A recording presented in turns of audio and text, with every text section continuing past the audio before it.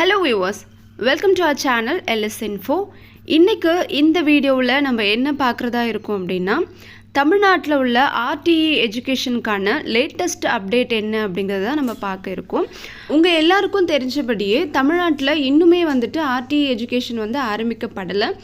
இது தொடர்பாக நிறைய பேர் அவங்கவுங்க தரப்பு கருத்துக்களை தெரிவிச்சுட்டு வராங்க. கட்டாயம் இந்த ஆர்டிஇ எஜுகேஷனை வந்து ஆரம்பிக்கணும் அப்படின்றது மாதிரி தமிழகத்துக்கும் சரி இல்லை மத்திய அரசுக்குமே சரி தொடர்ந்து வந்து அவங்க தரப்பில் உள்ள கருத்துக்களை சொல்லிகிட்டே வராங்க.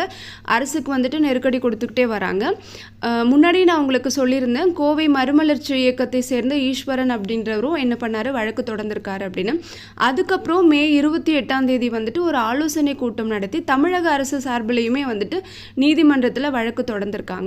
இந்த நீதிமன்றத்திலேருந்து வரக்கூடிய அந்த தீர்ப்பை பொறுத்து தான் ஆர்டிஇ எஜுகேஷன் வந்து எப்போ ஸ்டார்ட் பண்ணுவாங்க அப்படிங்கிறது சொல்லுவாங்க அப்படின்னு நான் ஏற்கனவே உங்ககிட்ட சொல்லியிருந்தேன்.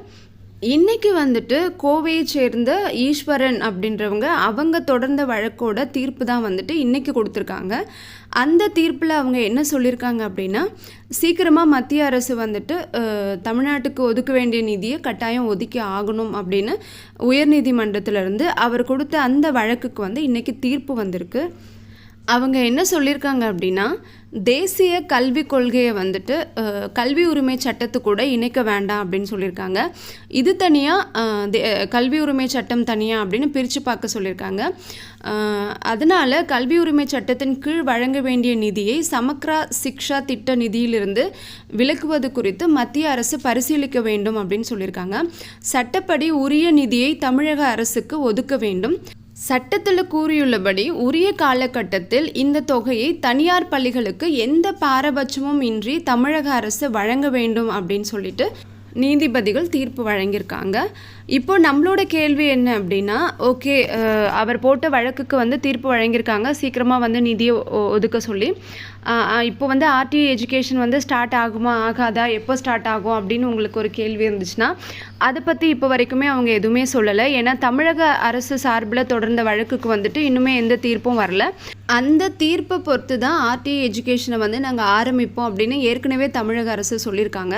அதனால் அந்த வழக்குக்கு இன்னும் தீர்ப்பு வராததுனால இப்போ வரைக்குமே வந்துட்டு ஆர்டிஇ எஜுகேஷன் எப்போ அப்படின்றது நம்ம யாருக்குமே தெரியல. ஸோ வெயிட் பண்ணி பார்ப்போம். அதுவுமே இன்னும் ஒரு 10 நாளுக்குள்ளேயே வந்துட்டு அந்த வழக்குக்குமே வந்து தீர்ப்பு வந்துடும் நினைக்கிறேன். அந்த தீர்ப்புக்கு அப்புறம் நமக்கு தெரிய வந்துடும் ஆர்டிஇ எஜுகேஷன் எப்போ ஸ்டார்ட் பண்ணுவாங்க அப்படின்னு. ஆனால் கேன்சல் பண்ண வாய்ப்பு கிடையாது. கட்டாயம் ஆர்டிஇ எஜுகேஷன் இருக்கும். ஏன்னா எந்த இடத்துலையுமே ஆர்டிஇ எஜுகேஷன் எந்த மாநிலத்திலுமே இது வரைக்கும் கேன்சல் ஆகலை. கொஞ்ச நாள் தள்ளி தான் வச்சுருக்காங்க. தள்ளி வச்சுட்டு திரும்பவும் ஆரம்பிச்சிருக்காங்க. அது மாதிரி நிறைய சம்பவங்கள்லாம் நடந்திருக்கு. அதனால் ஆர்டிஇ எஜுகேஷன் கட்டாயம் இருக்கும். ஆனால் வந்துட்டு கொஞ்சம் நேரம் எடுக்கும், கொஞ்சம் கால தாமதமாகும். அவ்வளோதான், வேறு ஒன்றும் இல்லை. தேங்க்ஸ் ஃபார் வாட்சிங்.